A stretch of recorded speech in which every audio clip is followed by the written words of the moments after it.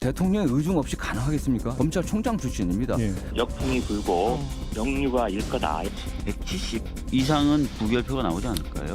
오늘은 윤석열 검사 독재 정권이 1년 전 대통령의 경쟁자였고 지금은 원내 일당인 야당 대표를 구속하기 위해 사법 살인을 시도한 달로 기록될 것입니다.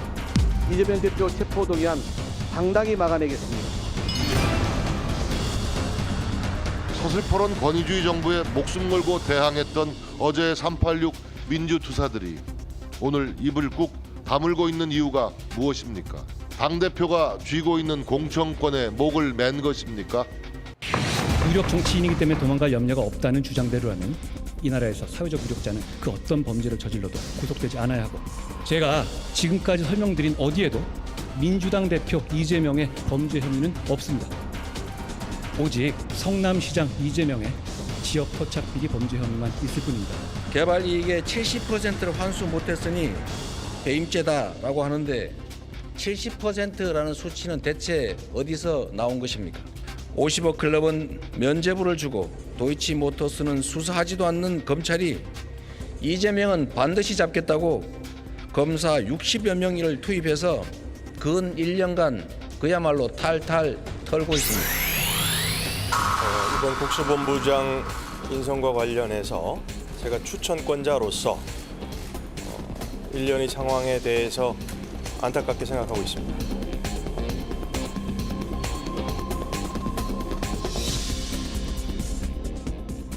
검사들끼리 요직을 독식하는 것도 모자라서 이제는 특정 기수 중심으로 국가 권력을 장악하는 검사 하나회까지 등장하는 것입니까? 법무장관 역시 인사검증 실패의 책임을 무겁게 져야 할 것입니다. 장관에게 뭐 이런 일 저런 일 때문에 자꾸 이제 책임을 추궁하고 이러다 보면 나라에 살 수가 실제 없습니다.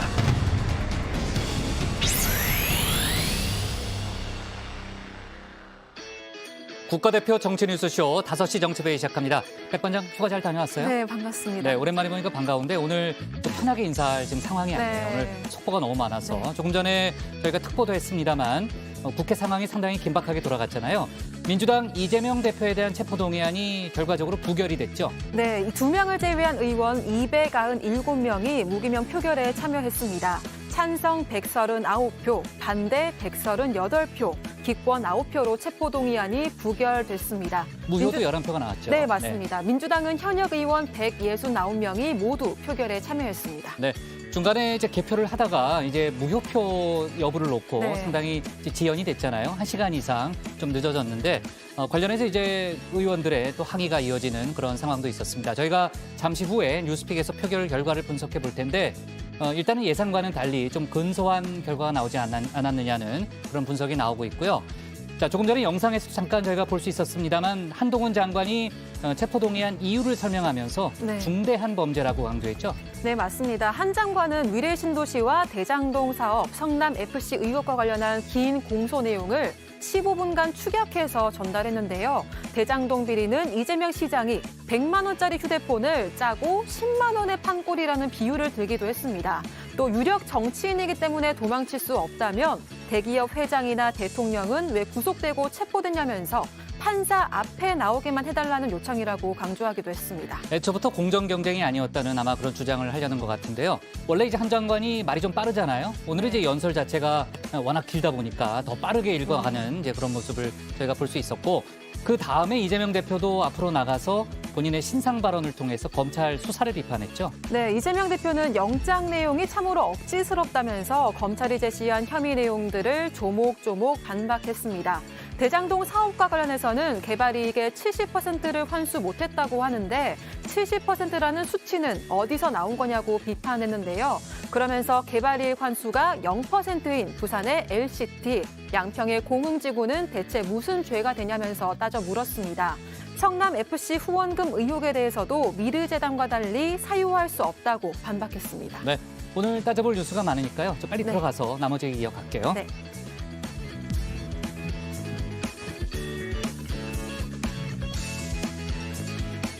자, 오늘 회의는 류 실장 박마커, 유채커 조멘토 백반장, 김현숙 수호통역사, 그리고 정치부의 예청자 정혜원 분들과 함께하겠습니다. 오늘도 속보 실시간 반영하면서 열어놓고 회의를 진행하죠. 제가 매일 이 멘트를 하는데 오늘 정말 속보가 계속해서 쏟아져 들어오고 있습니다. 유착헌 이제 준비되는 대로 나가면 되고요. 자, 어쨌든 아까 저희가 앞에서 저희가 특보도 했습니다만 이제 표차가 찬성 139표 또 반대 138표로 상당히 근소한 그런 표차가 났잖아요. 원래 좀 압도적인 표결을 좀 예상한다, 압도적인 결과를 예상한다는 그런 민주당의 전망이 있었는데 그 결과하고는 약간 다르네요, 박마커.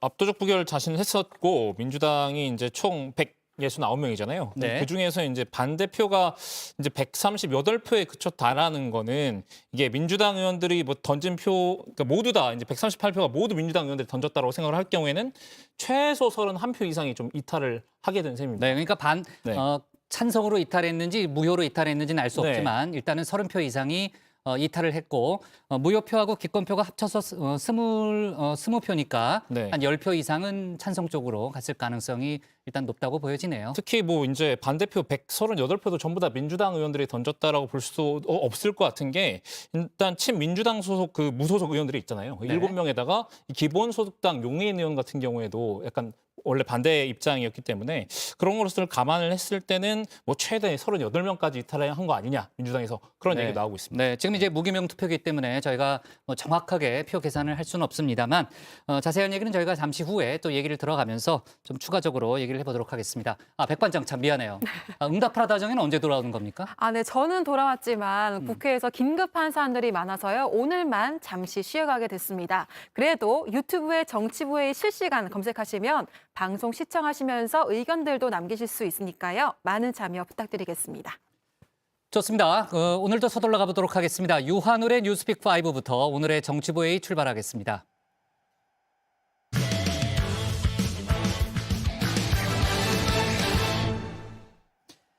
조금 전 얘기했던 대로 민주당 이재명 대표에 대한 체포동의안이 국회에서 부결됐습니다. 하지만 민주당 내 이탈표가 꽤 나오면서 표차는 크지 않았는데요. 이재명 대표의 리더십에 타격이 올 수 있다는 전망도 나오고 있습니다. 오후에 긴박하게 벌어졌던 국회 상황을 유한울 체커가 정리했습니다. 네, 5시 하면 다정해 정의원들의 뉴스 큐레이터 우유체커입니다. 월요일의 뉴스픽, 오늘은 원픽으로 진행합니다. 이재명 체포동의안 표결입니다. 나온 지 30분도 안 된 결과 핵심만 정리해서 신속하게 가져왔습니다. 공식 명칭 국회의원 이재명 체포동의 요청서 지난 24일 본회의에 보고됐습니다. 그리고 국회법에 따라 오늘 표결에 붙여졌는데요. 그 결과는 부결이었습니다. 총 득표수 297표 중 가 139표, 부 138표, 기권 9표, 무효 11표로서 부결되었음을 선포합니다. 네, 오늘 표결 결과가 생각보다 많이 늦게 나왔는데요. 그 이유는 뒤에서 설명드리도록 하고요. 21대 국회 들어 두 번째로 부결된 체포동의안입니다. 앞서 2020년과 2021년 정정순, 이상직, 정찬민 의원에 대한 체포동의안은 가결됐습니다. 하지만 민주당 노웅래 의원에 대한 체포동의안은 지난해 연말에 부결된 바 있죠. 그리고 오늘 두 번째 체포동의안 부결인데요. 이로써 검찰이 이재명 대표에 대해 청구한 구속영장은 자동으로 기각됐습니다. 그동안 장외에서 설전을 벌이던 이 대표와 한동훈 장관, 오늘 본회의장에서 진검승부를 펼쳤습니다. 한동훈 장관이 이 대표 체포에 대한 동의를 요청하는 이유, 직접 국회에 설명하러 왔기 때문입니다. 앞서 노웅래 의원 때도 한 장관이 직접 설명에 나섰죠. 당시 한 장관의 공격적인 말투, 그리고 구체적인 수사 내용 설명은 바로 그 자리에서 민주당 의원들의 반발을 샀습니다. 구체적인 청탁을 주고받은 뒤 돈을 받으면서 저번에 주셨는데 뭘 또 주냐, 저번에 그거 제가 잘 쓰고 있는데 라고 말하는 노웅래 의원의 목소리, 돈봉투 부스럭거리는 소리까지도 그대로 녹음되어 있습니다. 아시다시피 저는 지난 20여 년간 중요한 부정부패 수사 다수를 직접 담당해 왔습니다만 부정한 돈을 주고받는 현장이 이렇게까지 생생하게 녹음되어 있는 사건은 저도 본 적이 없습니다. 네, 이렇게 자세한 설명은 피의 사실 공표 논란까지 불러왔습니다. 그리고 의원들의 반감을 사서 결과적으로 체포동의안 부결에 일조했다는 분석이 야당 중심으로 나왔죠. 그래서일까요? 저 울체커가 보기엔 오늘 한 장관의 설명 한결 간결해졌고요. 목소리에서도 힘을 좀 뺀 상태였습니다. 하지만 이 대표가 그동안 공개적으로 내놓은 반박 하나씩 다시 반박했는데요. 이 대표와 한 장관의 말로 직접 들어보시죠. 돈을 버는 것이 시장의 의무도 아니지만 적극 행정을 통해서 5,503억 원을 벌었음에도 더 많이 벌었어야 한다라며 배임죄라고 주장합니다. 개발 이익의 70%를 환수 못했으니 배임죄다라고 하는데 70%라는 수치는 대체 어디서 나온 것입니까? 미리 짜고 내정한 김만배 일당에게 고의로 헐값에 팔아넘긴 것이고, 그래서 개발 이권의 주인인 성남 시민에게 천문학적 피해를 준 범죄입니다. 비유하자면 영업사원이 100만 원짜리 휴대폰을 주인 몰래 아는 사람에게 미리 짜고 10만 원에 판 겁니다. 여기서 주인은 90만 원의 피해를 본 것이지 10만 원이라도 벌어준 것 아니냐는 변명이 통할 수는 없을 겁니다. 한 장관은 그러면서 이재명 대표가 대장동 개발 공모 지침서를 소위 김만배 일당과 함께 만들었다고도 주장했는데요. 이 대표가 대장동 개발을 두고 쓰는 표현이죠. 단군일의 최대 치적이라는 말은 시민들 입장에선 단군일의 최대 손해라는 말로 돌려줬습니다. 또 성남FC 후원금 의혹과 관련해서는요. 성남FC의 부도를 본인의 정치적 부도로 본 이재명 대표가 이를 모면하기 위해 기업에 먼저 접근해 인허가권을 흥정했다고 봤습니다. 기업들이 성남시가 청탁을 들어주는지 번건히 확인하고 후원금을 넘기는 후불제, 할부제 뇌물 방식을 택했다고도 했는데요. 여기서도 이 대표 측의 반박, 재반박했습니다. 결국 성남FC 사건은 이재명 시장이 성남 시민의 자산인 인허가권을 사유하여 현안 있는 기업들을 타겟으로 노골적인 인허가 장사를 한 것이었습니다. 일각에서는 이 시장 본인이 돈 직접 받지 않았으니 죄 없다고 아직도 주장하지만 제3자 뇌물죄는 본인이 한 푼도 받지 않아야 하는 것이고 한 푼이라도 받으면 단순 뇌물죄가 되는 겁니다. 한 장관은 이 대표의 혐의에 대한 물적, 인적 증거가 아주 많다고도 했습니다. 그러면서 대장동 사건도 또 성남FC 사건도 단 한 건만으로도 구속될 만한 중대범죄라는 점을 강조했는데요. 구속 여부를 다툴 때 또 중요하게 다루는 점 가운데 하나, 도주의 우려죠. 이 대표와 한 장관 사이에선 제1야당 대표인데 도망갈 우려가 없다. 이 논리를 두고도 공방이 오갔습니다. 유력 정치인이기 때문에 도망갈 염려가 없다는 주장대로라면 이 나라에서 사회적 유력자는 그 어떤 범죄를 저질러도 구속되지 않아야 하고 전직 대통령, 대기업 회장들은 왜 구속되어 재판을 받았는지 설명할 수 없을 겁니다. 무죄 추정 원칙, 불구속 수사 원칙은 차치하고라도 소환 요구에 모두 응했고 주거 부정이나 도주, 증거 인멸 같은 구속 사유도 전혀 없습니다. 영향력이 큰 제1야당 대표라서 구속해야 한다는 등의 회개한 억지와 정치적 선동 언어만 가득합니다. 이재명 대표는 비교적 담담한 표정으로 한 장관의 발언을 들었습니다. 바로 옆에 앉은 정청래 최고위원과 잠시 대화를 나누는 모습도 볼 수 있었는데요. 한 장관의 설명 뒤에는 신상 발언에 나섰습니다. 이미 들려드린 것처럼 본인의 무죄를 주장했고요. 검찰이 그렇게 탈탈 털어도 지금까지 제대로 밝혀낸 것도 없는데 목표물 잡을 때까지 하는 사법 사냥이라고 다시 한번 강조했습니다. 권력자가 국가 위기와 국민 고통을 외면한 채 권력을 사적 이익을 위해 남용하는 것은 주권자에 대한 배반이고 민주공화정에 대한 도전입니다.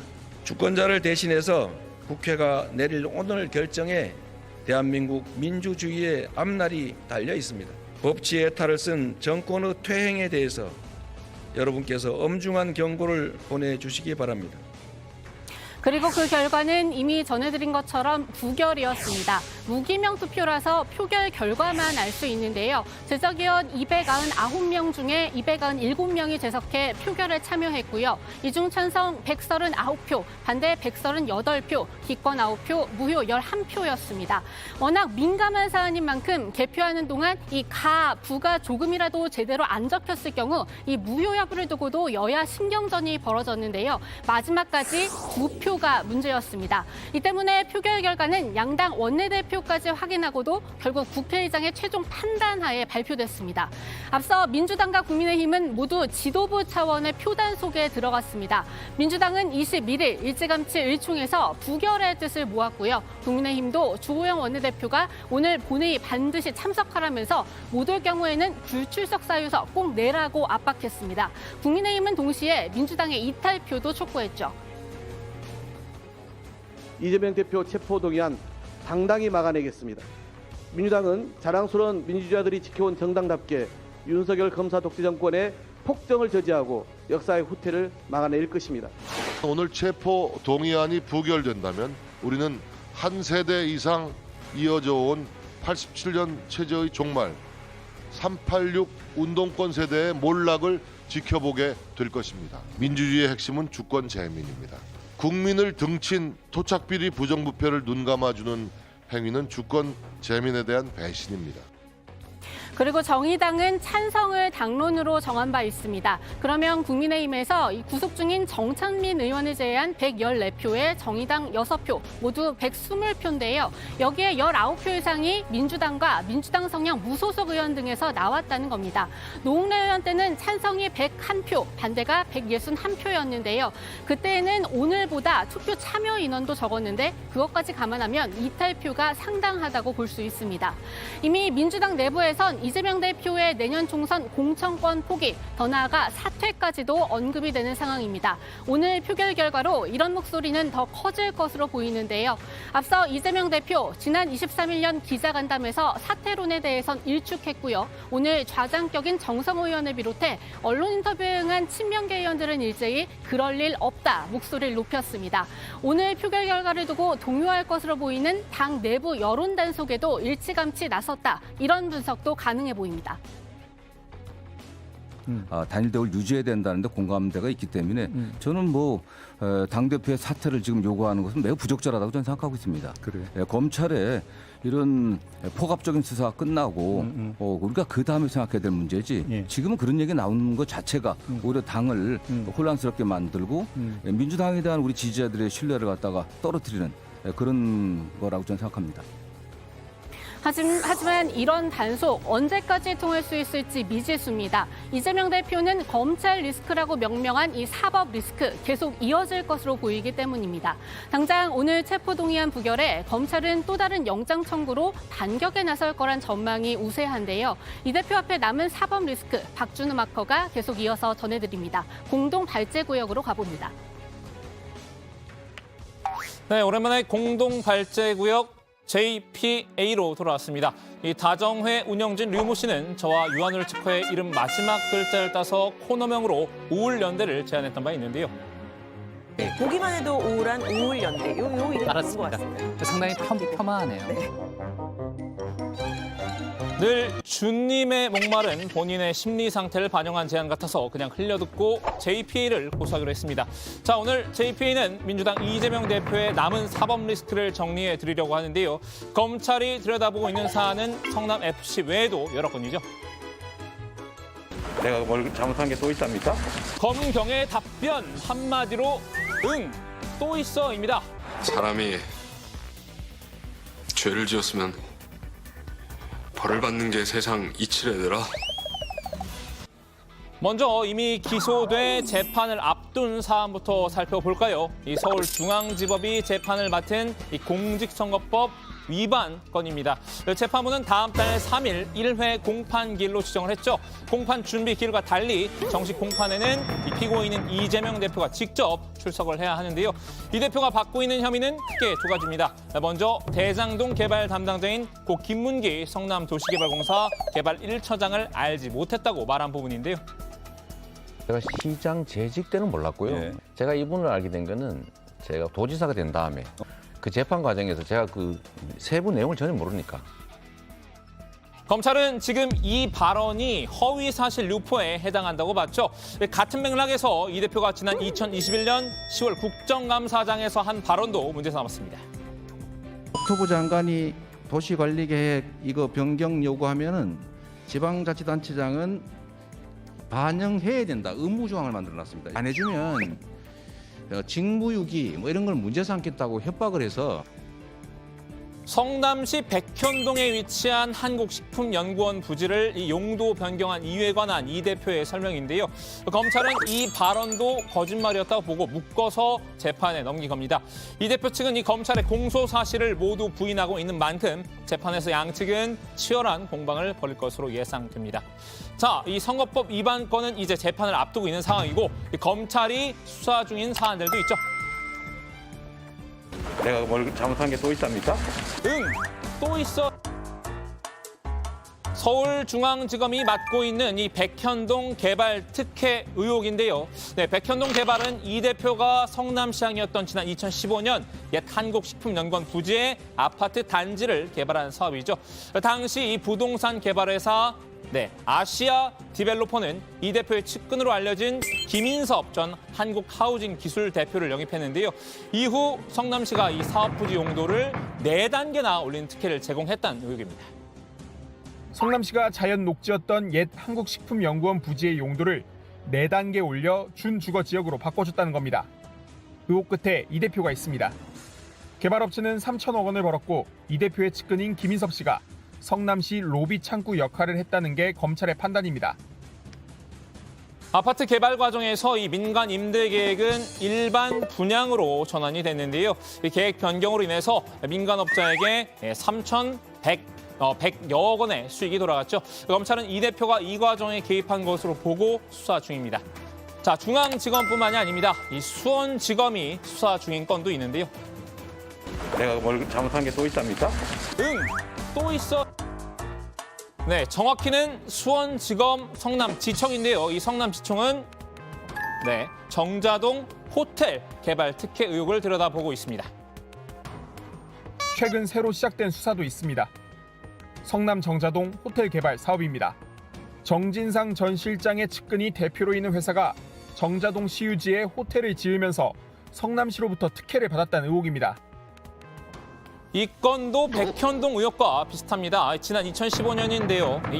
성남시장이나 이 대표가 이 정자동 호텔 개발 사업의 시행사인 베지츠 종합개발이 사업권을 따낸 과정에서 여러 특혜를 줬다는 내용입니다.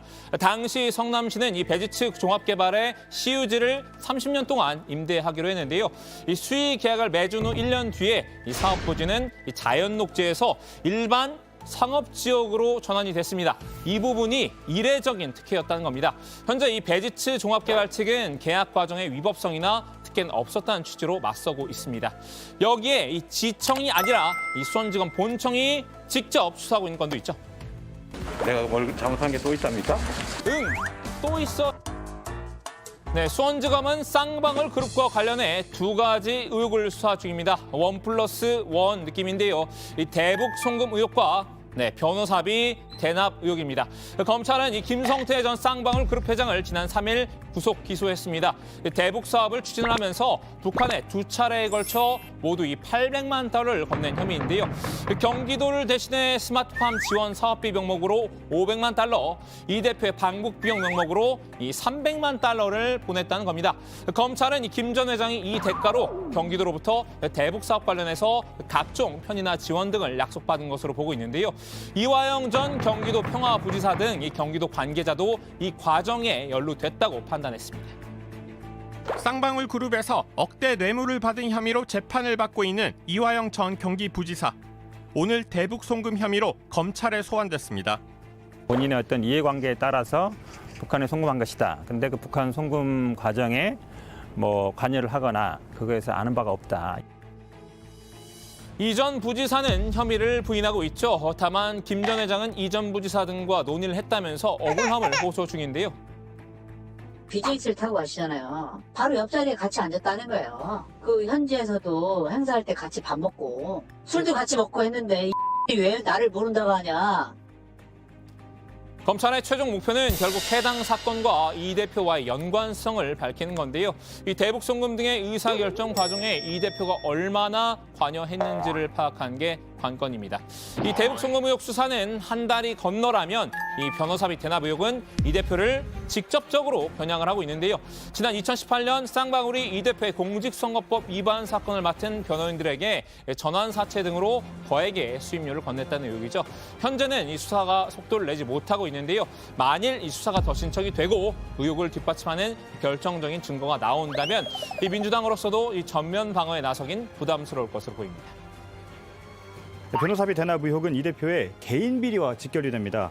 이 대표가 사적 이익을 취한 게 없다고 강조하는 대장동 또 성남FC 사건과는 성격이 조금 다릅니다. 이 변호사비 대납 의혹과 관련해서 추가로 영장이 청구되는지 여부는 사실 민주당으로서도 굉장히 중요한 분기점이 될 걸로 보입니다. 이게 사실 개인 비리다 보니까 당에서 전면으로 나서서 방어하기가 쉽지 않습니다. 자, 이렇게 이 대표의 남은 의혹들을 총 정리해봤는데요. 이 대표는 정치 검찰의 야당 탄압이라고 맞서고 있지만요. 검찰이 구속영장을 추가로 청구할 가능성은 농후한 상황입니다. 지금까지 공동발제구역 JPA였습니다. 네.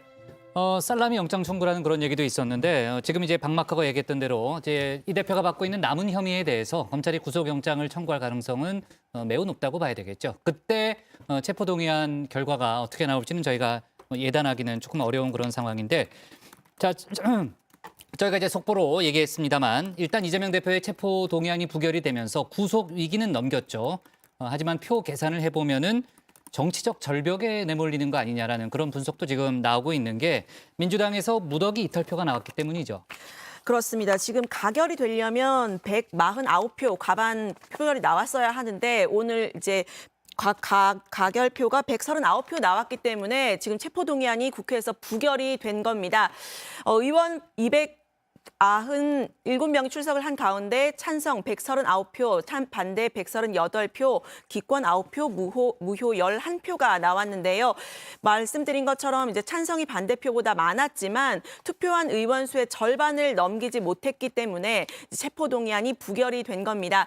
체포동의안은 재적의원 과반 출석, 출석의원 과반 찬성으로 가결이 됩니다. 네. 자, 노웅래 의원의 경우에 이제 161표가 나왔는데 그때보다 상황이 조금 더 안 좋은 그런 결과가 나왔고 이제 압도적인 부결을 예상했던 민주당으로서는 이제 충격이 클 수밖에 없는데 민주당 의원 169명 전원이 오늘 표결에 참여했잖아요. 그렇다면 뭐 아까도 얘기했지만 산술적인 계산으로도 이탈표가 상당히 많이 나온 거네요. 네, 제가 오프닝에서도 좀 말씀을 드렸지만 이제 압도적 부결을 자신하던 이 민주당 예상과 달리 이 반대표가 138표에 그쳤습니다. 138표가 모두 이제 민주당 의원들이 던진 표라고 계산을 한다면 이 최소 31표 이상이 이제 이탈을 한 건데요. 특히 이 친민주당 무소속 의원과 이제 기본소속당 용해인 의원 등을 포함을 해서 이 체포동의안 반대표를 던졌다는 것을 감안을 한다면은 이 169명의 민주당 의원 가운데 131명만 이 찬성표를 던진 셈이 됩니다. 이 경우에는 이 최대 38명까지 이탈한 것으로 볼 수 있다라고 할 수 있습니다. 네, 국민의힘 114명과 정의당 6명, 이 두 당은 찬성 투표가 당론이었죠. 찬성표는 139표였는데요. 그럼 국민의힘과 정의당이 합쳐서 120명이 찬성했다고 해도 19표가 남습니다. 민주당에서 이탈한 일부는 찬성표를 던진 걸로 보이는데요. 21대 국회에서 현직 국회의원에 대한 검찰의 구속영장 청구가 이뤄진 건 이번이 5번째입니다. 앞서 정정순 전 민주당 의원, 또 이상직 전 무소속 의원, 또 정창민 국민의힘 의원의 체포동의안은 가결이 됐었고요. 노웅래 민주당 의원에 대한 체포동의안은 부결됐습니다. 네, 오늘 JTBC에서도 저희가 특보로 관련된 내용을 방송을 했습니다만 사실 이제 한동훈 이재명 대표의 연설 또 투표 과정까지는 상당히 순탄하게 빠르게 진행이 됐는데 표결 결과가 나오는데 상당한 시간이 소요가 됐잖아요. 왜 그러냐면은 결과 발표가 지연된 이유는 무효표를 어떻게 판정할 것인가를 놓고서 여야 간에 상당히 입장차가 컸죠. 네, 그렇습니다. 이 부인지 아니면 무효인지 가늠할 수 없는 표가 2장이 나오면서 1시간 가까이 검표가 지연이 됐습니다. 여야 간표 의원들은 상호회의에 따라 각기 다른 목소리를 냈는데요. 국민의힘은 조속한 검표 및 발표를 요구했습니다. 배현진 의원은 언제까지 하느냐, 원칙이 있냐, 무효표를 스크린에 띄워라 이렇게 반발하기도 했고요. 박성민 의원도 의장님 결론을 내려달라, 의사 진행을 안 하면 의장이냐 이렇게 목소리를 높였는데요. 반면 민주당 의원에서 의사 구석에서는 배 의원이 의장이냐, 띄우라 마라, 무슨 말이냐 이런 목소리를 높이기도 했습니다. 민주당 지도부는 이 대표에게 중간중간 상황을 보고하며 긴박한 움직임을 보이기도 했습니다. 네, 김진표 의장은 오후 4시쯤까지 검표가 지연이 되자 양당 원내대표를 좀 불러서 의견을 물었는데요. 김 의장은 이후에 지금 개표 과정에서 부냐 또는 무효냐를 판가름하기 힘든 중간 성향의 표가 2장이 나온 것 같다라고 설명을 했습니다. 김 의장은 이 투표는 일단 제외를 하고 나머지 투표 결과 개표를 진행을 해서 만일 이 표 때문에 가부 문제가 걸릴 수 있다면 그때는 검표를 중단하고 다른 합법적인 방법을 통해서 두 표가 무효냐 아니면 부표냐 이거를 가리는 조치를 밟겠다 이렇게 이야기를 했습니다. 또 원내대표와 저에게 위임해주면 셋이서 판단하면 어떻겠느냐라고도 물었는데요. 여당 의원들은 그렇게 하면 안 된다 항의하기도 했습니다. 네, 시간이 너무 지연이 되니까 국회의장이 일종의 중재안을 내놨는데 아까 저도 현장 상황을 봤는데 국민의힘 쪽에서 또 고성이 터져 나오는 그런 모습도 볼 수 있었고요. 지금 이제 조멘터가 얘기했던 그 무효표 논란이 불거진 두 표는 최종적으로는 어떻게 처리됐어요? 네, 김진표 의장은 점 하나만 찍어도 무효표가 된다 그러니까 표 분류를 굉장히 엄격히 한다 이 점을 강조를 했는데요. 국회의장의 판단에 따라서 각각 반대 한 표와 무효 한 표 이렇게 분류를 했습니다. 네, 오늘 무효표가 11표가 나왔으니까 상당히 무효표가 많이 나왔네요. 그렇죠? 네, 무효표 관련한 논란 때문에 그 개표가 지연이 되면서 정치부에도 이제 준비하는 과정에 유한울 체크가 상당히 애를 먹었죠.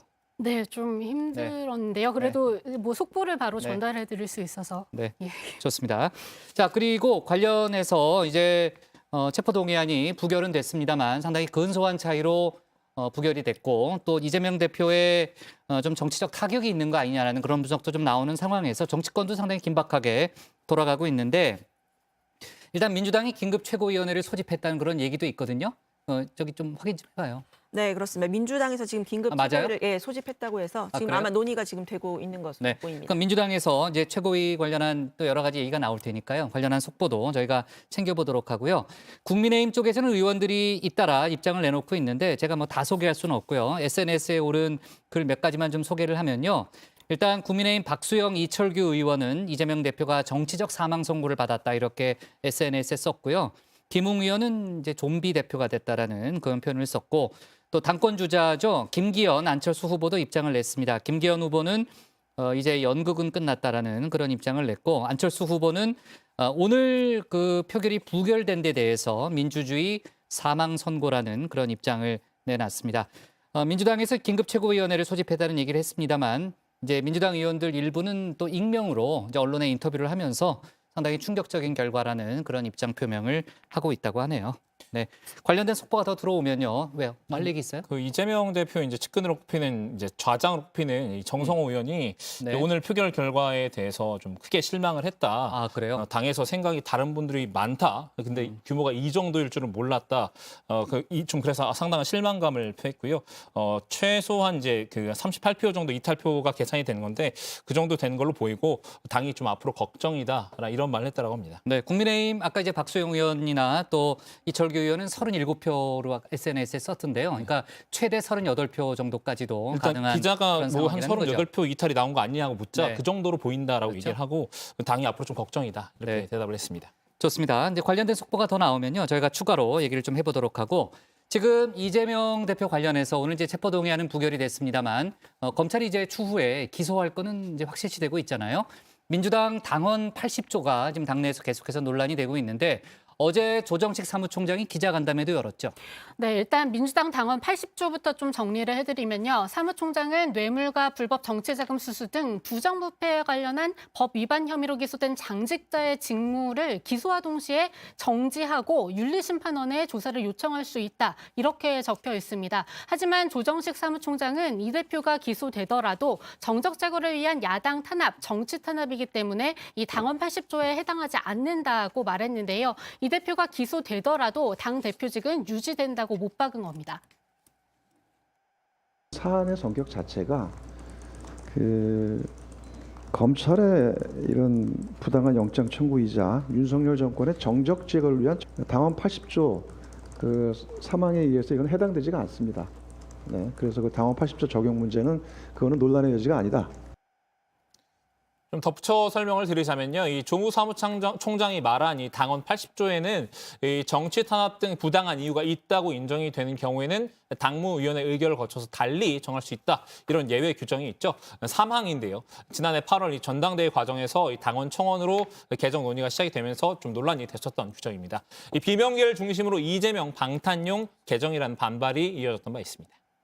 네, 사실 이제 이재명 대표 부분도 있지만 지금 당원 80조 적용 대상자가 된 의원들이 있잖아요. 기동민 의원 또 비례대표 이수진 의원인데 최근 라임 자산 운용에 이제 불법 정치 자금을 받은 혐의로 기소가 됐습니다. 민주당 입장은 어때요? 그러니까 일단 그 적용 여부를 검토해 보겠다는 그런 입장인가요? 네, 지금 그 기동민 의원은 제1정책조정위원장 그리고 이수진 의원이 원내대변인이라는 당직을 맡고 있잖아요. 민주당은 이 두 사람에 대한 당원 80조 적용을 일단은 유보를 하기로 했습니다. 조정식 사무총장의 말 들어보시죠. 공소장 등을 충분히 나중에 검토해 보고 그 사실 여부에 대한 판단 문제와 또 하나는 우리 당원 80조에도 그 정치 탄압으로 규정할 경우에는 이를 달리 볼 수 있다라는 그런 또 규정이 있습니다. 종합적으로 좀 볼 생각입니다. 네, 사실 당원대로라면 이 지난 23일에 재판이 넘겨진 이 두 사람의 당직이 정지가 돼야 되는데요. 조 사무총장은 당사자들은 사실과 전혀 다르다는 입장으로 검찰을 비판하고 있다면서 당직 정지를 실행하지 않았습니다. 민주당 원내 핵심 관계자도 현재까지는 두 의원이 결백을 주장하고 있어서 이 원내 지도부 차원에서도 거취를 논의한 바 없다고 전했습니다.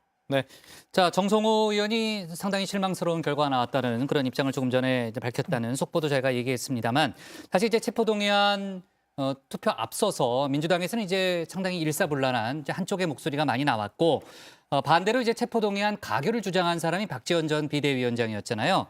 당내에서는 이제 박 전 위원장을 출당시키거나 징계하라는 또 일부 지지자들의 목소리가 있었는데 당원 5만 명 이상의 동의를 얻었다는 거죠. 네, 그렇습니다. 민주당에 따르면 박 전 위원장에 대한 출당 권유나 징계를 요구한 청원이 어제부로 5만 명을 넘어섰는데요. 지난 16일 청원이 올라온 지 열흘 만입니다. 민주당은 청원글 게시 후 30일간 권리당한 5만 명 이상의 동의를 받은 청원에 대해선 답변을 하도록 이렇게 규정하고 있는데요. 당 지도부는 이에 따라서 박 전 위원장 출당과 징계 요구에 대한 공식 답변을 내놓아야 합니다. 네, 박 전 위원장은 이 대표 체포동의안의 가결을 줄곧 요구해왔습니다. 지난 24일 페이스북에 저도 정말 그만하고 싶다. 끝없는 악플과 출당 청원이 힘들지 않다면 거짓말이라고 호소하기도 했는데요.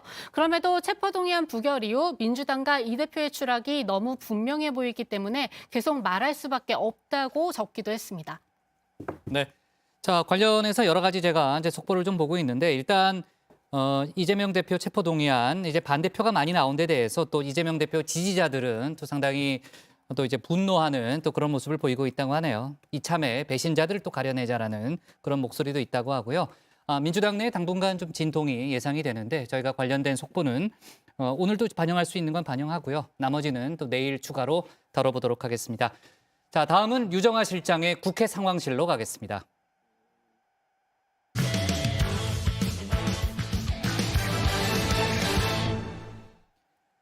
주말 사이 경찰 국가수사본부장에 내정됐던 정순신 변호사가 낙마했습니다. 아들의 학교 폭력 논란이 불거지면서인데요. 해당 논란은 이미 언론에 알려졌던 내용이죠. 검찰 출신인 정 변호사에 대한 검증이 부실했던 것 아니냐는 논란이 제기되고 있습니다. 윤익은 경찰청장과 한동훈 장관 또 윤석열 대통령에 대한 책임론까지 나왔는데 관련 소식을 유정아 상황실장이 정리했습니다. 정순신 변호사가 누구냐면은 이제 한동훈 장관 또 이원석 검찰총장과 동기잖아요. 이제 윤석열 대통령이 이제 서울중앙지검장 시절에 인권감독관으로 근무했던 좀 이력이 있고요. 지금 이제 경찰 조직이 상당히 동요하고 있다는 그런 얘기가 좀 나오는데 검경 수사권 조정의 취지를 훼손했다. 네, 지난 금요일 이렇게 다정회에서 속보로 전해드린 내용이었습니다. 경찰 국가수사본부장으로 검사 출신 정순신 변호사가 내정됐다라는 거였는데요. 검사 출신이 경찰의 수장이 됐다는 점, 또 한동훈 장관 그리고 윤석열 대통령과 서울중앙지검에 함께 근무를 했었다라는 측근 인사라는 점 등이 논란이 될 것으로 예측이 됐었습니다. 그런데 그날 밤 좀 다른 문제가 더 큰 논란으로 불거졌죠. 정 변호사의 아들이 고등학교 시절에 학교 폭력 가해자였다라는 소식이 전해진 건데요. 정 변호사는 만 하루 28시간 만에 사의를 표명했고요. 대통령실도 임명을 취소했습니다. 자신의 수사와 재판 경험을 바탕으로 지원했지만 아들 문제로 국민들이 걱정하시는 상황이 생겼다며 학교 폭력 논란을 애둘러 언급했습니다. 정 변호사는 특히 이런 흠결을 가지고선 중책을 도저히 수행할 수 없다는 결론에 이르렀다고 했습니다. 네, 주말 사이에 있었던 해프닝이라고 볼 수 있을까요? 국민의힘은 이미 끝난 일이다 선을 그었습니다. 반면 민주당은 인사 검증에 대한 책임을 묻겠다면서 윤 대통령을 향해서 사과하라고 했습니다. 문제 제기가 돼가지고 바로 사퇴 절차가 이루어진 것으로 저는 일단 매듭을 진 것으로 저는 생각합니다. 정순신 학폭 및 인사검증실태조사단 구성을 검토할 것입니다. 윤석열 정권의 인사검증 기능이 완전히 작동 불능 상태입니다. 최악의 인사 참사입니다. 네, 정 변호사 관련 논란, 국민 정서상 영린을 건드렸다라는 평가가 나오고 있습니다. 한국 국민이라면 민감할 수밖에 없는 학교 폭력에 부모 찬스 문제까지 더해졌기 때문인데요. 특히 최근은 이 학교 폭력 관련 드라마가 인기를 끌면서 공분이 쌓여 있는 상태죠. 앞으로 이 교실에서 다음 3가지는 아무 힘도 없을 거야. 부모의 직업, 부모의 재력, 부모의 인맥. 네, 구체적인 학교 폭력의 내용은 주말 동안 많이 들으셨을 거고요. 문제는 이 사건이 이미 5년 전에 보도가 된 적이 있다는 겁니다. 당시 보도 다시 한번 보시면요. 유명 기숙고등학교에서 있었던 일로 가해 학생 아버지는 고위직 검사로 확인됐다. 이렇게 나와 있습니다. 이 고위직 검사가 바로 정순신 변호사였던 건데요. 당시 정 변호사는 이 사건에 검사로서 관여한 바가 없으며 이 피해 학생 측에 서면으로 사과했다라는 입장을 언론에 밝혔었습니다. 그런데 말입니다. 알고 보니 당시에도 정 변호사는 검사로서의 법률 지식을 활용해서 전학 취소 소송을 벌이고 있었습니다. 정 변호사의 아들 정모 씨가 강제 전학을 처분을 받은 건 2018년 3월이었는데요. 이후에 전학 취소 소송을 제기를 했고 재심에 대법원까지 가서 2019년 다음 해가 돼서야 결국 패소를 한 겁니다. 이 소송이 한창이던 당시 정 검사는 서울중앙지검의 인권감독관으로 재직하고 있었습니다. 우리 아버지는 뭐 아는 사람이 많아서 소송을 해도 내가 이긴다.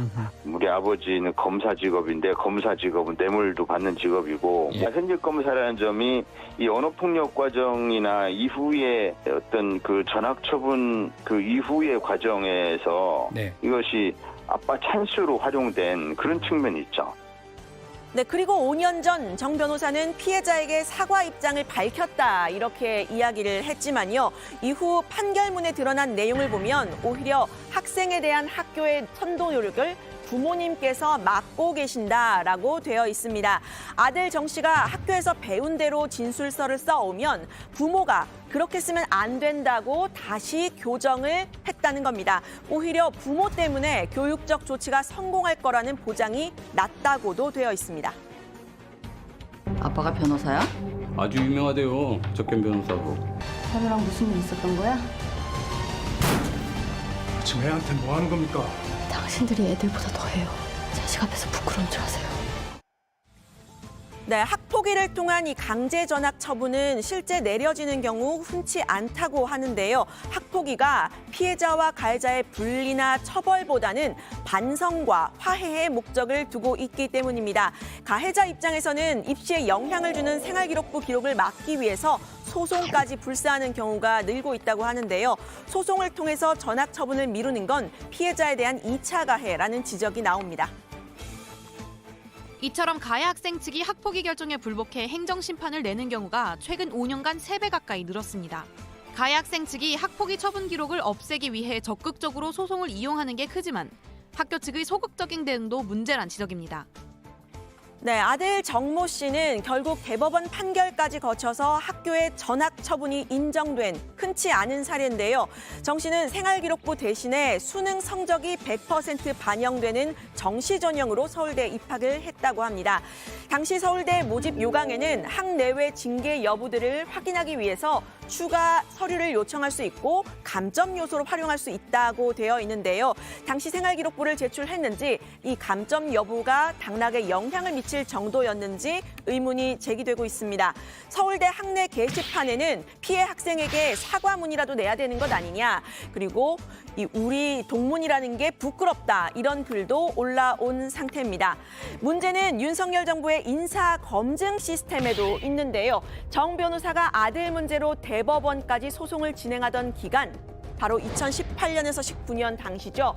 당시는 한동훈 법무부 장관, 또 윤석열 대통령과 함께 서울중앙지검에 근무를 했던 때입니다. 아까 전해드렸던 이 언론 보도요, 익명이기는 했지만 민감한 내용이니만큼 당시 검찰 사회에서는 몰랐겠느냐 하는 이야기가 나옵니다. 임명되자마자 바로 언론 보도가 나왔고 판결문까지 공개됐습니다. 알만한 사람들은 다 알고 있었다는 이야기입니다. 그런데도 인사검증을 책임진 사람들만 까막눈이었습니다. 한동훈 장관이 답해야 합니다. 윤석열 사단이라 눈 감아준 것은 아닙니까? 네, 특히 정 변호사와 사법고시 동기인 한동훈 법무부 장관에 대해서는 문책 요구까지 불거지고 있는데요. 한 장관은 과거 청와대 민정수석실의 인사검증 기능을 대신하는 법무부 내 인사정보관리단의 총 책임자이기도 합니다. 하지만 법무부는 정 변호사를 인사검증했는지 그 여부도 확인해 줄 수가 없고 또 밝힐 입장도 없다라는 입장인데요. 처음 인사정보관리단을 맡아서 FBI 출장까지 다녀왔던 때 이 투명함을 강조했던 것과는 좀 다른 태도입니다. 인사검증이라는 업무 영역이 국회에서의 질문을 받게 되고 감사원의 감사의 대상이 되고 이렇게 언론으로부터 질문받는 영역이 되는 겁니다. FBI도 저희처럼 인사권자가 아닌 제3의 기관에서 객관적인 자료를 모으고 거기에 대해서 의견이라든가 가치 판단을 하지 않은 상태에서 또 1차적 자료를 제공하는 방식이거든요. 투명성과 객관성에서 장점이 있다, 이런 식의 서로 대화를 나눴습니다. 네, 대통령실 인사검증 라인도 제대로 작동하지 않았다는 평가가 나오죠. 대통령실 인사 라인 살펴보면요. 대검 사무국장 출신인 복두규 인사기획관, 그리고 검사 출신인 이원모 인사비서관, 이시원 공직기강 비서관이 포진해 있습니다. 인사검증 라인을 장악한 검찰이 제 식구 감싸기 한 것 아니냐, 이런 지적이 나오는데요. 결국은 인사권자이던 역시 검사 출신인 윤 대통령의 의중을 생각할 수밖에 없었기 때문에 제대로 검증하지 못한 것 아니냐, 이런 이야기도 나오고 있습니다. 과거 청와대 인사검증 담당자에 따르면 비공식적으로 이렇게 대통령의 의중을 확인하는 경우 있었다고 합니다. 로마 그 검사할 때 검수가락 위로 치켜드는 거하고 아래로 내리는 거 있잖아요. 그럼 위로 치켜들면 어떻게 됩니까? 부담이 상당히 크죠. 이거는 무조건 이제 어느 정도 인사권자가 좋아하니까 통과시키라, 이 말이거든요. 네, 민주당에서는 지금 여러 이유를 들면서 윤석열 정부를 검사 독재 정권이다, 이렇게 칭하고 있죠. 검찰 출신 임명을 자제해야 한다는 쓴소리 보수 진영에서도 나왔습니다. 아들 학폭 걸려가지고 대법원까지 갔는데 왜 이렇게 검증을 거치지 못하고 왔느냐. 뭐 저는 대통령이 이 사람하고 같이 근무했잖아요. 네. 대통령이 모를 수가 없잖아요. 지금이라도 이 사태를 막으려면 더 이상 검찰 출신을 권력기관에 임명하지 않겠다는 선언이 필요하다. 네, 대통령실은 정 변호사가 인사검증 사전 질문서, 이렇게 본인이 직접 쓰는 사전 질문서가 있다고 하는데 여기에 이제 본인이나 가족들이 관계된 소송이 있느냐라는 질문에 답변을 쓰지 않았기 때문에 이 논란 사전에 알기 어려웠다, 이런 취지로도 해명을 했는데요. 가장 1차적인 인사검증 실패의 책임은 경찰청장에게 있죠. 이 경로를 따져보면요. 경찰 인사추천위에 1차 검증이 있고 그다음 법무부 인사정보관리단, 그다음 대통령실 순입니다. 윤희근 경찰청장은 경찰 수사를 총괄하는 국가수사본부장에 검찰 출신을 추천한 데에 대해서 경찰 내부와 외부의 비판에 모두 직면한 상태인데요. 윤 청장은 오늘 정 변호사의 아들 관련 논란을 전혀 몰랐다면서 일련의 상황에 대해서 안타깝게 생각한다는 입장을 밝혔습니다. 이번 국수본부장 인선과 관련해서 제가 추천권자로서 일련의 상황에 대해서 안타깝게 생각하고 있습니다. 후속 절차를 최대한 신속하게 진행을 해서 어떤 공백 우려가 없도록 하겠습니다. 네, 이번 논란 어디까지 튈지 또 어떻게 지속이 될지 좀 지켜봐야 할 텐데요. 여론은 심상치가 않죠. 윤석열 대통령은 오늘 수석 비서관 회의를 주재하면서 교육부에 학교 폭력 근절 대책을 조속히 보고하라고 지시했습니다. 또 정 변호사가 대법원까지 갔던 이 소송전을 한 데에 대해서 불쾌감을 드러냈다 하는 보도도 나왔는데요. 오늘 발제는 윤석열 대통령이 오늘 연세대학교 졸업식에서 했던 축사로 마무리하겠습니다. 자유와 공정을 담보하는 법이 짓밟히고 과학과 진리에 위배되는 반지성주의가 판치고 기득권 카르텔의 부당한 지대 추구가 방치된다면 어떻게 혁신을 기대하고 미래를 이야기할 수 있겠습니까? 네, 정순신 변호사는 낙마를 했지만 인사검증 관련 책임 논란은 당분간 이어질 것으로 보입니다. 들어가서 더 이야기를 해보겠습니다. 오늘 발제 이렇게 정리합니다. 정순신 변호사 아들 학폭, 부모 찬스 낙마에 윤희근 청장, 한동훈 장관, 윤석열 대통령 책임론. 네. 자, 정순신 변호사가 지난주에 국가수사본부장에 임명됐을 때만 해도 저희가 이제 경찰의 반발, 이제 그쪽으로 이제 속보를 좀 얘기했었는데 주말 사이에 정말 많은 속보가 나왔고 하루 만에 논란이 된 하루 만에 학폭 논란 하루 만에 본인이 스스로 이제 자리에서 물러나는 그런 일이 있었습니다. 자, 조금 전에 유 실장이 얘기했던 대로 논란은 좀 계속해서 이어질 분위기인데 윤 대통령이 연세대 학위 수여식에 오늘 참석했잖아요. 조금 전 그 연설 내용도 일부 소개를 했었는데 청년들을 격려하기 위한 자리였다는 거죠. 근데 그 올해는 이제 그 코로나19 때문에 그동안 진행되지 않았던 이 대면 학위 수여식이 진행이 됐죠. 이 그 윤석열 대통령이 오늘 연세대 학위 수여식에 참석을 한 건데 미래 세대인 청년들을 격려하기 위한 거라고 합니다. 이 윤 대통령의 아버지가 연세대 명예교수인 인연을 자세히 설명하기도 했는데요. 윤 대통령의 메시지를 직접 들어보시죠. 여러분이 지금 입고 계시는 졸업가운을 벗고 교정을 떠나면 여러분 앞에 많은 어려움이 기다리고 있을 것입니다. 그러나 절대 좌절하거나 무릎 꿇지 마십시오. 여러분은 해낼 수 있습니다. 반드시 해낼 것입니다. 네. 자, 아빠 찬스 논란, 또 학폭 논란, 이제 MZ 세대들이 이 문제를 이제 공정의 문제로 여기고 있다는 그런 얘기가 좀 많이 나오고 있는데 그런 논란 직후에 또 윤 대통령이 그 대학에 가서 어떤 얘기를 하느냐가 또 관심거리였는데 조금 전 들어봤던 이제 그런 발언이었고요. 대통령실이 정 변호사 낙마와 관련된 인사 책임에 대해서 추가 입장을 내놨다는 거죠. 네, 맞습니다. 윤석열 대통령의 오늘 이 연세대학교 졸업식이 여기에서 이제 나온 발언에 대해서 일단 추가적으로 설명을 했는데요. 오늘 윤 대통령은 이주호 교육부 장관을 만나서 학교 폭력 근절 대책을 지시했다고 합니다. 교육부가 중심이 돼서 교육 현장에도 학생, 학부모, 교사, 학교 간의 질서와 준법 정신을 확고히 하는 게 중요하다고 했다고 이도훈 대변인이 전했습니다. 다만 이 인사검증 부실 문제에 대해선 정 변호사가 사전 질의서 작성 과정에서 좀 더 정확하게 기재했으면 어땠을까? 본인이 굳이 공직에 나서는 게 옳았을까 하는 아쉬움에 대한 얘기는 있었다. 이렇게 대통령실 관계자가 전했습니다. 네, 그러니까 대통령실은 인사 부실 문제보다는 학교 폭력 대응에 좀 더 초점을 맞추고 있는 셈인데요. 한동훈 법무부 장관 등 인사 검증 라인 문책론에 대해서도 일단 선을 그었습니다. 공직 후보자가 사전에 답변을 얼마나 정확하게 하는지, 또 프라이버시 침해나 연좌제 등을 고려했을 때 어디까지 검증할 수 있는지에 대한 문제를 더 살펴봐야 한다고 대통령실 관계자가 이야기를 한 겁니다. 다만 국회에서는 인사검증이 언제 어디서 잘못된 건지 좀 짚어보고 있는데요. 오늘 국회 정보위에 출석한 윤희근 경찰청장은 국수본부장 임명 과정에 경찰청은 인사검증 권한이 없고 검증 결과를 보고받았을 뿐이라고 말을 했다고 합니다. 정 변호사에 대한 인사검증은 법무부 인사검증단이 맡았고 학교폭력 관련 내용은 발견되지 않았다는 겁니다.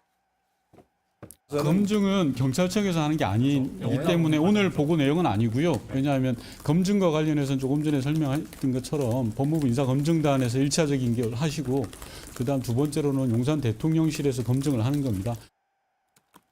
네, 자, 좀 다른 이슈로 넘어가서요. 대통령 관저 개입 의혹이 불거졌던 천공에 대해서 경찰이 CCTV 확인 작업에 착수했다는 거죠. 네, 그렇습니다. 경찰이 육참 총장 공간 CCTV 영상이 저장됐을 것으로 추정이 되는 컴퓨터 하드디스크가 존재한다는 사실을 확인했다고 밝혔습니다.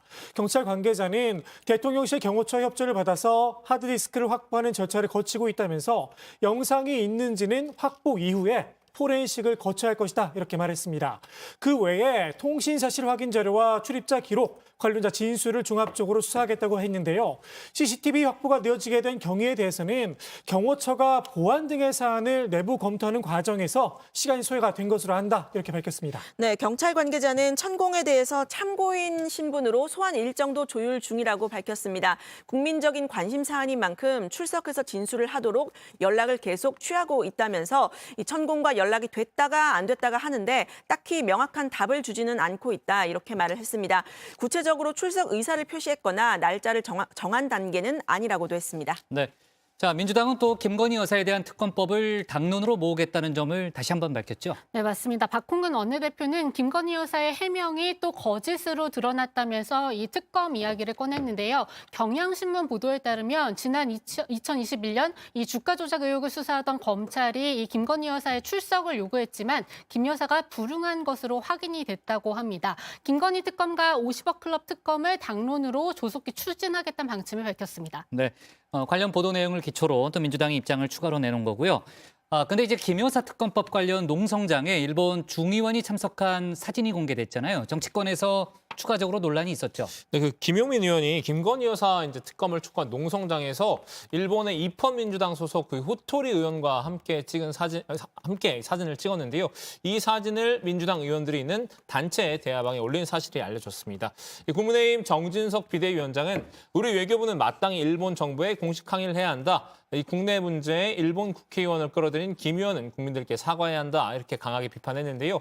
김 의원은 뒤늦게 후토리 의원을 우연히 만나서 잠시 인사만 하고 간 것이라고 해명을 했는데 이 정 비대위원장은 거듭 김 의원에게 사과를 요구했습니다. 김용민 의원은 사진을 공개하지 않기로 한 일본 의원 간의 약속을 손바닥 뒤집듯 어긴 것이죠. 그렇죠? 김용민 의원은 이런 데도 아무 잘못이 없다라고 발뺌할 것입니까?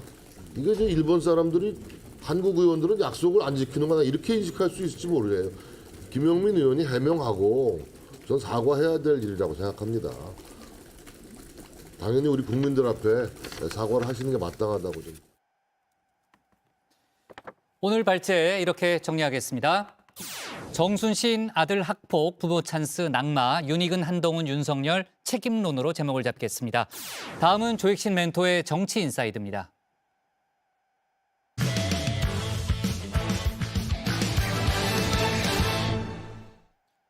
다음은 국민의힘 전당대회 소식입니다. 땅 투기 의혹으로 몸살을 앓던 김기현 후보가 정면 돌파를 시도했죠. 국가수사본부에 누가 거짓말을 하고 있는지 수사 의뢰를 하겠다고 밝혔는데요. 처음 의혹을 제기했던 황교안 후보는 괜히 시간 끌지 말고 본인을 고소하라고 맞받았습니다. 고소고발이 이루어져야 바로 수사 착수가 가능하다는 거죠. 무고죄로 맞고소하겠다는 경고의 메시지도 내놨습니다. 관련 내용을 정치 인사이드에서 짚어봅니다.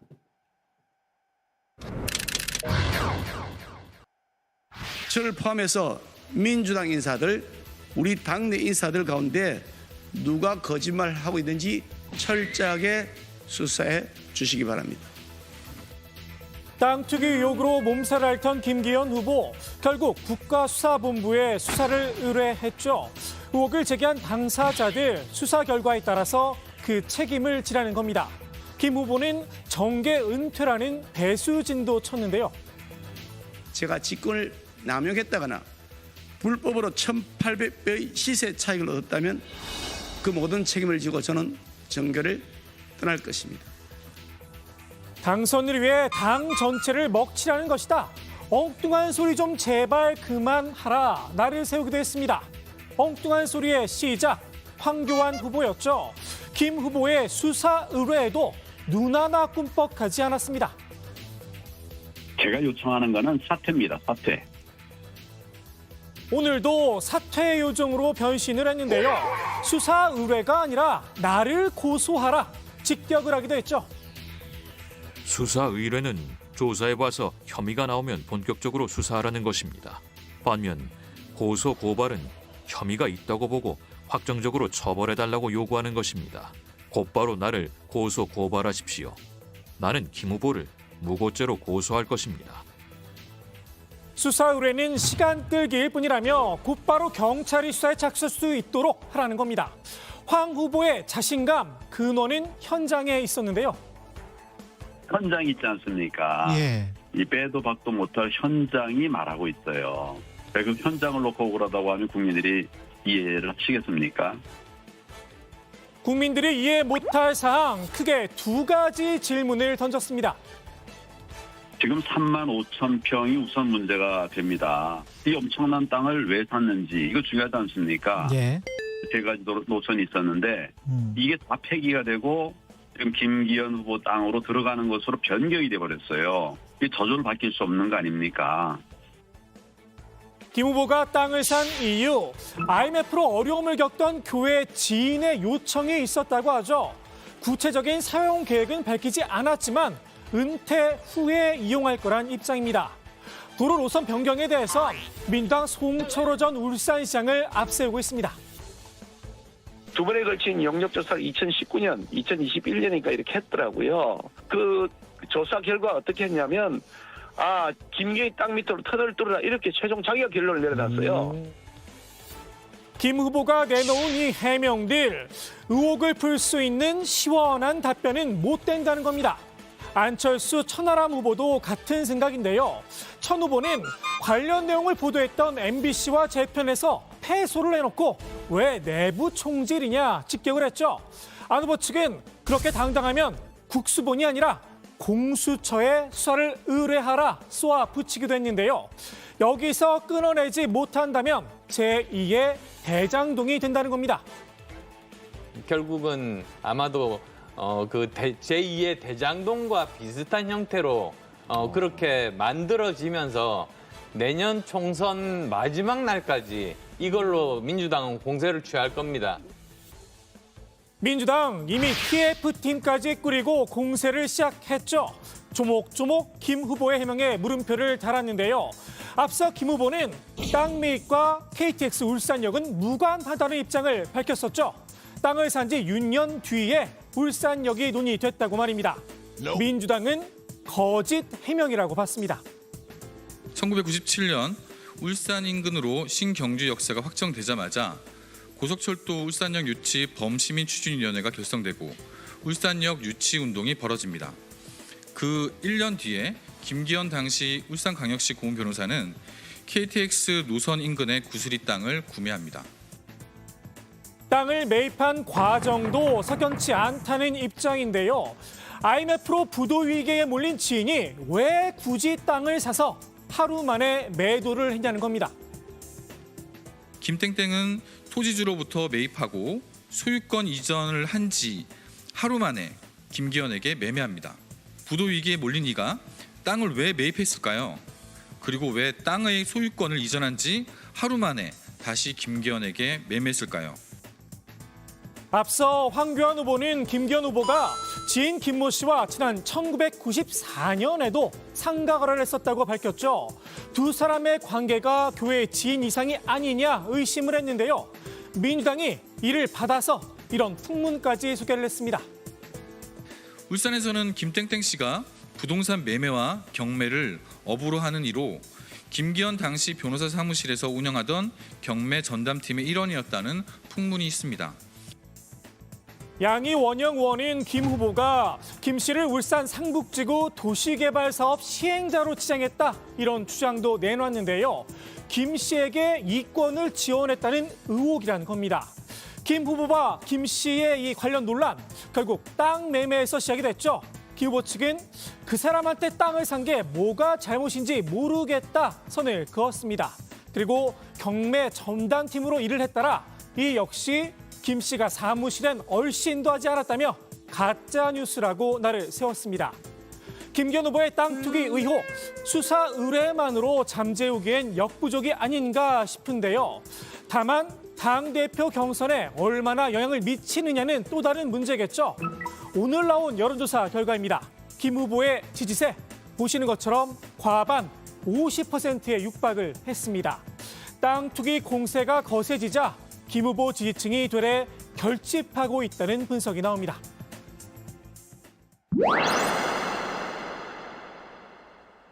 15에서 20명 정도를 자객 공천을 할 거다. 그래서 이길 수 있다는 확신이 들 때 이제 그 후보를 그쪽에 공천해서 다시는 그 사람을 그 막말하는 민주당 의원을 내년 22대 그 국회에서는 볼 수 없게 하겠다. 안철수 후보가 이른바 자객 공천론을 띄웠죠. 당원들에게 데스노트 명단을 뽑아달라 직접 요청을 하기도 했는데요. 천하람 후보도 험지 공천론으로 공천 이슈 경쟁에 뛰어들었습니다. 전현직 당 지도부 32명의 리스트를 직접 공개했죠. 그동안 당에서 혜택을 받았으니 험지에 출마해 그 보답을 하라는 겁니다. 그래서 우리 지도부에서 특히 비수도권, 영남권 출신의 의원들이나 비례대표 국회의원들 같은 경우에는 수도권에서 아니면 다른 격전지, 호남권에서 고생하는 사람들의 마음은 모르고 본인들은 사고 쳐놓고 결국은 다시 그 사람들이 꿀지역구에서 당선되는 그런 악순환이 지속돼 왔습니다. 그래서 저는 이런 악순환의 고리는 이제는 끊어야 된다. 전 후보가 저격한 당 지도부 인사들, 결국은 이른바 윤핵관들인데요. 당직을 맡지 않아서일까요? 2부는 쏙 빠졌습니다. 저도 마음 같아가지고는 장제원 의원은 그냥 컷오프 시켜버리고 싶습니다. 그렇지만은 어떤 시스템적으로 저희가 명분 있는 방향성으로 개혁을 해 나아가야 되는 것이고, 장제원 의원이 본인이 윤핵관의 선봉장 또 김장연대에 있어서 오히려 주도권을 쥔 대상이라고 생각을 한다면은 혼자서만 비겁하게 뒤에 숨진 않을 거라고 믿고요. 개인적인 바람이라며 나경원 전 의원의 지역구 서울 동작을을 추천했습니다. 나 전 의원을 그토록 핍박했으니 유권자들의 심판을 한번 받아보라는 겁니다. 진윤계에선 즉각 발끈하고 나섰는데요. 김기현 후보도 험지 출마 대상자로 꼽혔죠. 배가 고픈데 감기약을 주는 꼴이다. 날을 세웠습니다. 대표가 어디 출마하는지 그게 국민 관심이 아닌데 국민들은 지금 배가 고프다 힘들어 죽겠다 그러는데 감기약 처방하자고 나오니 이거 완전히 똥딴지 같은 얘기다. 대통령 공천 불개입을 주장했던 것과도 앞뒤가 맞지 않는다는 겁니다. 자기 마음에 안 드는 사람들 전부 다 잘라버리겠다.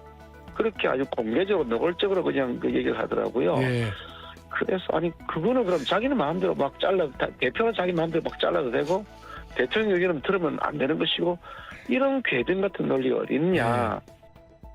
김 후보 험지 공천론을 살생부로 해석한 듯한데요. 험지에 가라는 게 잘라내겠다는 건 아니죠. 물론 공천을 보장해 주는 것도 아니지만 말입니다. 이분들을 무조건 공천하겠다는 것이 아닙니다. 우리 지역구 유권자와 당원들의 의사를 최대한 존중해서 경선의 기회만 부여할 생각입니다. 경쟁력이 있다면 공천에서 살아남을 수 있겠죠. 다만 기존 지역 유권자들의 의사를 무시했다고 볼 수는 있을 듯합니다. 왜 우리 지역구 의원을 우리에게 평가받게 하는 게 아니라 이 지도부 마음대로 어디 보내니 많이 하느냐. 저는 오히려 기존의 지역구 유권자들 같은 경우에도 분명히 기존 국회의원보다 또 신선한 어떤 인재에 대한 욕구들이 분명히 있다라고 보고요. 차기 총선의 공천권을 둘러싼 친윤계와 반윤계의 다툼. 서로를 상생의 대상으로 보지 않기 때문이겠죠. 물론 좌파 인사가 공격을 당할 땐 덧셈을 넘어 곱셈의 정치를 말하곤 하지만 말입니다. 오늘의 정치 인사이드 이렇게 정리합니다. 장제원 의원에 대해서는 마음 같아서는 컷오프 시키고 싶다. 뭐 이런 천하람 후보의 발언에 대해서는 어떻게 보시나요? 그래서 천하람 후보가 대표가 될 가능성이 전혀 없다고 보이기 때문에 별로 개념하지 않습니다. 우리 당이 115석밖에 안 되는 소수당인데 덧셈이 아니라 곱셈을 해도 지금 일동 말동인 판에 뺄셈 정치하겠다. 그게 제대로 된 전략이겠습니까? 자, 오늘 이 이슈가 또 상당히 뜨거웠죠. 이준석 전 대표가 청년 최고위원 경선에 나선 장해찬 후보의 과거 웹소설 내용을 문제 삼고 나섰다는 거죠. 그렇습니다. 장해찬 후보는 지난 2015년부터 2년 동안 묘제라는 필명으로 쓴 강남 화타라는 웹소설을 연재했습니다. 주인공이 여성 인물과 성관계를 통해서 불치병을 치유한다 이런 내용인데요. 이준석 전 대표는 장 후보가 누구나 알 법한 연예인을 성적 대상화했다 비판을 했습니다. 해당 웹소설에 이 가수 아이유 씨의 실명이 나온다면서 아이유 팬 여러분 죄송합니다. 대리 사과에 나서기도 했습니다. 네, 장해찬 후보는 즉각 반박에 나섰는데요. 소설과 영화에서 사람이 죽으면 작가가 학살자가 되고 배드신이 나오면 성인지 감수성에 문제가 생기느냐는 겁니다. 성산납 사건과 관련해 무고 의혹으로 기소 의견 송치된 이 전 대표가 판타지 소설 내용으로 딴지를 거는 게 더욱 어이가 없다고 꼬집기도 했습니다. 네, 장해찬 후보의 선대위원장을 맡고 있잖아요. 단국대 서민 교수가 장 후보를 두둔하면서 한 말이 또 새로운 논란을 낳았죠. 네, 그렇습니다. 서 교수는 소설과 현실을 구분하자면서 드라마 재벌집 막내 아들을 두고 삼성 사장을 범죄자로 묘사했다. 이렇게 흥분하는 이는 아무도 없었다고 장 후보를 옹호했는데요. 소설 속에 등장하는 아이유 씨의 실명을 아는 사람이 과연 얼마나 되겠느냐라는 글을 남기기도 했습니다. 네. 근데 이제 아이유 씨 실명이 이지은 씨잖아요. 대부분 다 알 텐데. 그렇죠? 네, 그렇죠. 그죠? 네. 왜요? 알고 계셨죠? 저 당연히 알고 네. 있었죠. 아이유 씨 유튜브 채널 가입자만 840만 명이 넘는데 제가 그것도 알고 있거든요. 일단 아이유는 아시죠? 네. 당연히 알죠. 왜 그래요? 실명 뭔지 정확하게. 이지은. 네. 얘기했어요. 한영화제에 갔던 배우? 모르시? 배우 저도 이지은 최애 드라마가 제가 정리하겠습니다. 최애 드라마가 나의 그래요? 아저씨인데요. 설령 실명을 모른다고 하더라도 소설 내용에 아이유 씨의 히트곡 가사 내용이 그대로 담겨 있어서 누구인지 모를 수 없다 이런 비판이 이어졌습니다. 네, 조 멘토에 아주 그냥 유도 질문에 제가 정신을 못 차리겠네요. 자, 좋습니다. 오늘 정치부에는 여기까지 하도록 하겠습니다. 저희는 내일도 5시 정각에 다시 찾아뵙겠습니다. 고생했습니다. 수고했어요. 오늘 속보가 많아가지고. 정신이 혼미.